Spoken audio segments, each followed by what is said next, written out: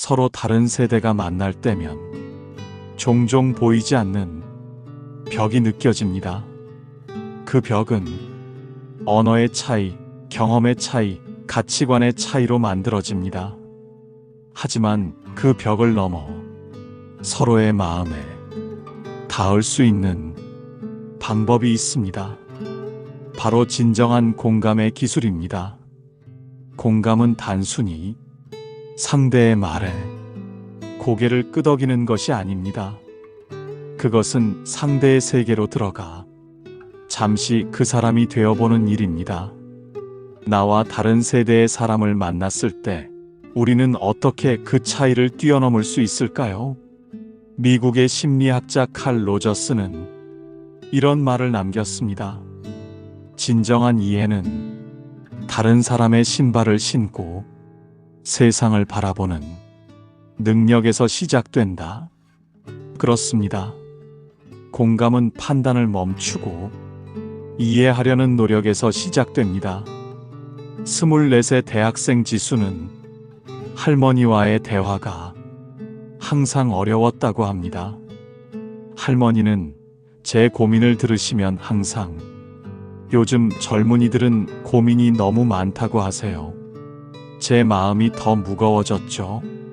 하지만 어느 날 지수는 다른 방식으로 대화를 시도했습니다. 할머니가 20살이셨을 때 어떤 고민이 있으셨는지 여쭤봤어요. 그랬더니 할머니의 표정이 환하게 변하면서 젊은 시절 이야기를 술술 풀어내셨어요. 놀랍게도 50년의 시간 차이에도 불구하고 그들의 고민은 본질적으로 비슷했습니다. 불확실한 미래에 대한 두려움, 인정받고 싶은 욕구, 소속감을 향한 갈망. 다른 한편 67의 퇴직 교사 김 선생님은 손자와의 관계에 어려움을 겪고 있었습니다. 손자는 항상 스마트폰만 들여다봐요. 대체 뭐가 그리 재미있는지 이해할 수 없었죠. 그러던 어느 날 김 선생님은 용기를 내어 손자에게 스마트폰 사용법을 가르쳐 달라고 부탁했습니다. 처음엔 어색했지만 손자가 열심히 설명해주는 모습을 보며 그 아이의 세계에 조금씩 들어가기 시작했어요. 그리고 깨달았죠. 제가 책을 통해 세상을 배웠듯 이 아이는 디지털을 통해 세상을 배우고 있다는 것을요. 이렇게 서로의 세계로 한 걸음씩 다가갈 때 세대 간의 벽은 조금씩 허물어집니다. 하버드 대학의 연구에 따르면 다른 세대와의 의미 있는 대화는 서로에 대한 고정관념을 크게 줄인다고 합니다. 그렇다면 어떻게 하면 더 나은 공감의 대화를 나눌 수 있을까요? 첫째, 판단을 미루고 듣는 연습을 해보세요. 상대의 말이 이해되지 않더라도 먼저 그 사람의 관점에서 세상을 바라보려고 노력해보세요. 46 직장인 현우 씨는 딸과의 대화에서 이런 방법을 시도했습니다. 처음에는 딸의 고민이 사소해 보였어요. 그깟 SNS 댓글 몇 개가 뭐 그리 중요하냐고 생각했죠. 하지만 정말로 이해하고 싶어서 더 물어봤어요. 그랬더니 10대에게 온라인 정체성이 얼마나 중요한지 조금씩 알게 되었어요. 둘째, 공통점을 찾아보세요. 세대는 다르지만 인간의 기본적인 욕구와 감정은 크게 다르지 않습니다. 안전에 대한 욕구, 인정받고 싶은 마음, 사랑하고 사랑받고 싶은 열망. 이런 보편적 감정을 통해 연결될 수 있습니다. 73세 할머니와 16세 손녀는 서로 다른 음악을 들었지만 음악을 통해 위로받는 경험은 동일했습니다. 할머니는 이문세의 노래로, 나는 BTS의 노래로 위로받는다는 걸 알게 됐어요. 세대는 달라도 음악이 주는 위안은 같더라고요. 셋째, 호기심을 가지고 질문해 보세요. 그때는 어떤 기분이었어요?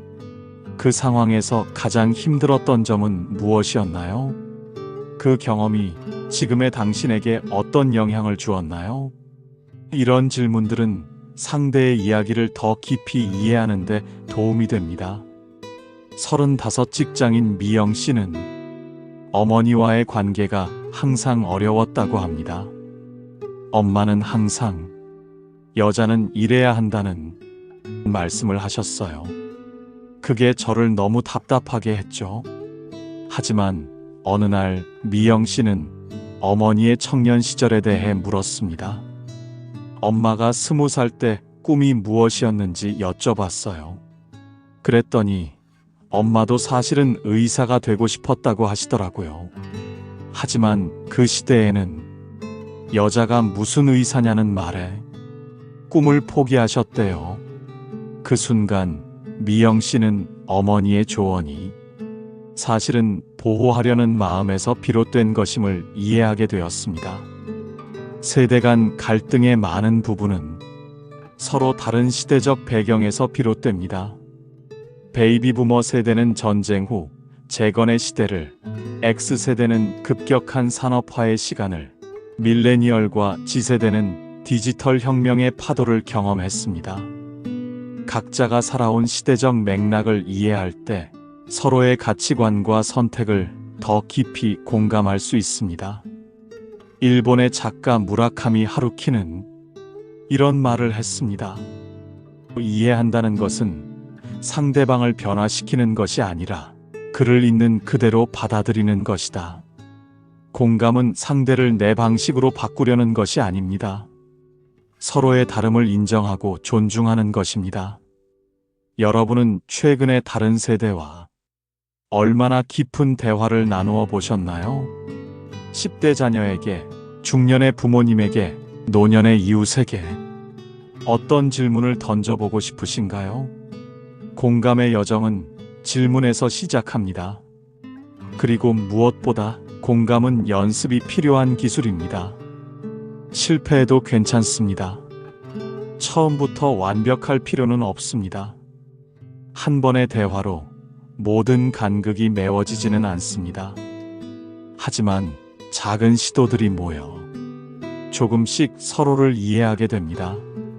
미국의 사회학자 브레네 브라운은 이렇게 말했습니다. 공감은 연결의 기반이다. 당신이 누군가의 이야기를 들을 때 판단하지 않고 그 사람의 관점에서 보려고 노력한다면 그것이 바로 공감의 시작이다.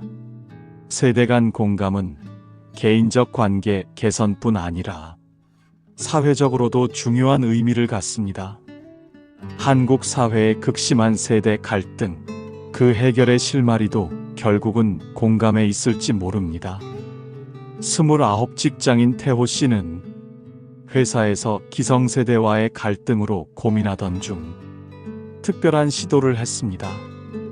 부장님께 점심 식사를 제안드리고 그분의 청년 시절 이야기를 여쭤봤어요. 처음엔 어색했지만 대화가 깊어질수록 우리가 얼마나 비슷한 고민을 했는지 알게 되었죠. 반대로 58세 중견기업 임원 박 부장은 젊은 직원들의 문화를 이해하기 위해 멘티를 자처했습니다. 제가 먼저 젊은 직원에게 배우겠다고 제안했어요. MZ세대의 일하는 방식, 소통 방식을 배우면서 왜 그들이 워라밸을 중시하는지 이해하게 되었습니다. 서로 다른 세대가 만나 대화할 때 우리는 놀라운 사실을 발견하게 됩니다. 시대는 달라도 인간의 근본적인 열망은 크게 다르지 않다는 것을, 안정을 원하는 마음, 인정받고 싶은 욕구, 의미 있는 삶을 살고 싶은 바람, 이런 보편적 가치를 중심으로 서로를 바라볼 때 우리는 연결됩니다. 83 할머니와 16 손녀가 서로의 일기를 읽어주는 프로젝트에 참여했습니다. 할머니는 1960년대에 쓴 일기를, 손녀는 어제 쓴 일기를 서로 읽어주었습니다. 놀랍게도 두 일기에는 비슷한 고민과 꿈이 담겨 있었습니다. 마음에 드는 사람이 생겼는데 어떻게 해야 할지 모르겠다. 꿈을 향해 가는 길이 때로는 너무 외롭고 두렵다. 세상이 나를 이해해주지 않는 것 같다.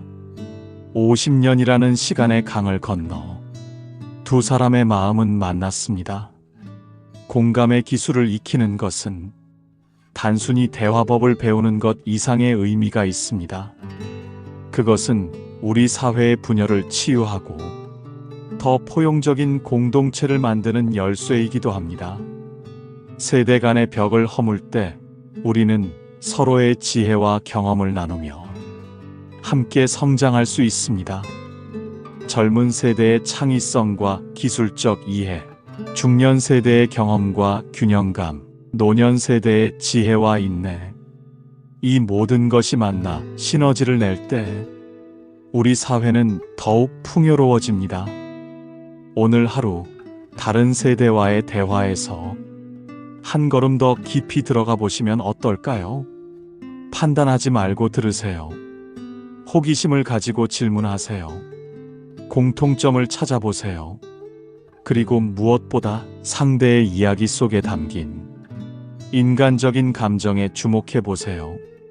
세대를 뛰어넘는 공감은 시간을 초월한 인간적 연결의 시작입니다. 그 연결 속에서 우리는 서로에게 배우고 함께 성장합니다. 마지막으로 공감은 완벽함을 요구하지 않습니다. 때로는 실수하고 때로는 이해하지 못해도 괜찮습니다. 중요한 것은 계속해서 다가가려는 노력 그 자체입니다. 오늘 하루 여러분의 작은 공감이 누군가에게 큰 위로가 되기를 바랍니다. 그리고 그 공감의 순간 속에서 여러분도 새로운 시각과 지혜를 얻게 되길 바랍니다.